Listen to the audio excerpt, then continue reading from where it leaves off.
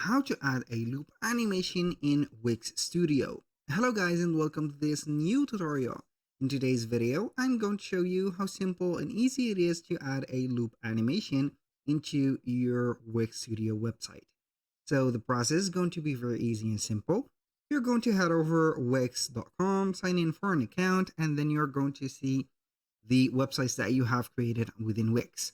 Basically, you're going to see some of the websites that you have in here labeled built on Wix Studio, and some of them will not get any label. That means that they are going to be created on the regular Wix editor. So this is an example built on Wix Studio.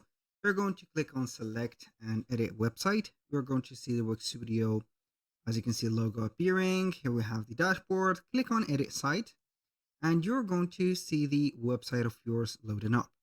Once you have the website, as you can see in here, loaded, we're going to select one of the elements that we want to add this specific or add the loop animation to it. For example, I'm going to start by the base one. So we are going to have here the button. We're going to click on button, and then we're going normally to open up the inspector.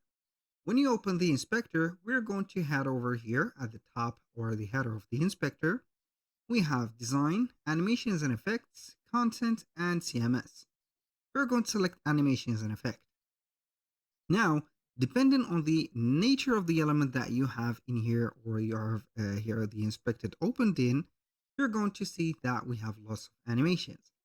And we have, as you can see here, entrance, hover, click, scroll, loop, and mouse effect. For today's video, we are going to head over the loop effect. We're going to play the animation loop. So we are going to click on add, and then we're going to have, as you can see, the specific here animations or the loop animations that we own already. Now, we're going to see or select one of the animations like the pulse. As you can see here, it is going to be a recurrent animation, a spin, for example, a poke, a flash, rubber, flip, or whatever.